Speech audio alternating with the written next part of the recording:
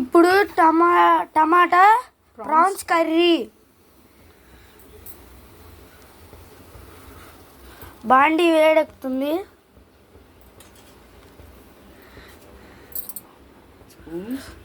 3 table spoons, 3 స్పూన్లు నూనె,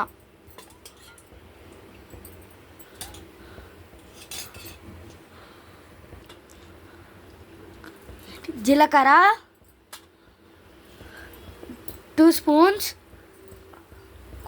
2 spoons కాదు 1 స్పూన్ కట్ చేసి అట్టు పెడతావు. రావట్లేదు. ఉల్లిపాయలు మళ్ళీ 2 ఉల్లిపాయలు, 2 ఉల్లిపాయలు కలపాలి నాన్ స్టాప్గా, మధ్య మధ్యలో ఆపాలి.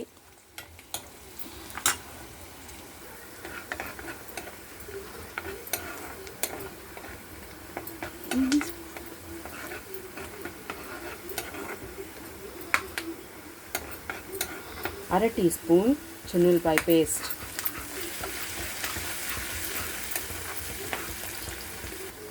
అర టీ స్పూన్ పసుపు, అర టీ పసుపు, 4 పచ్చిమిరపకాయలు చీలికలు చేసి టొమాటో ప్యూరీ, నెక్స్ట్ 4 టమాటాలు ప్యూరీ మిక్సీకి వేసి వేయాలి.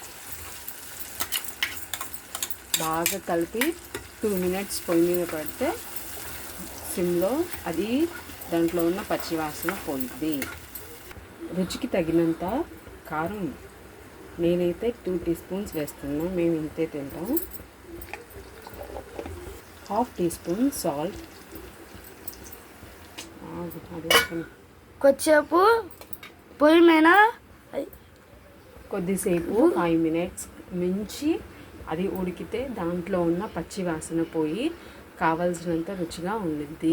మధ్య మధ్యలో కలపాలి, మధ్య మధ్యలో కలపాలి, కలుపుతూ ఉండాలి.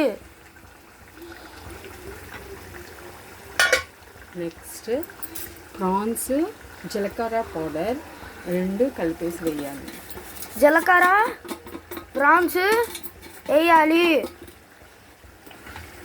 కలుపుతూ ఉండాలి. టేబుల్ స్పూన్ ధనియా పౌడర్. సిమ్లో ఉంచి ఒక 5 మినిట్స్ కూర మగ్గనివ్వాలి. అప్పుడు దాని టేస్ట్, రొయ్యల టేస్ట్ బయటకు వచ్చింది.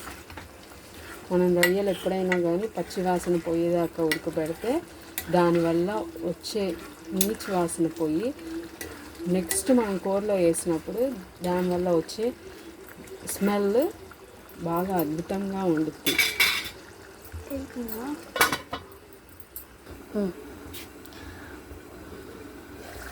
కూర లాస్ట్లో కొత్తిమీర వేసి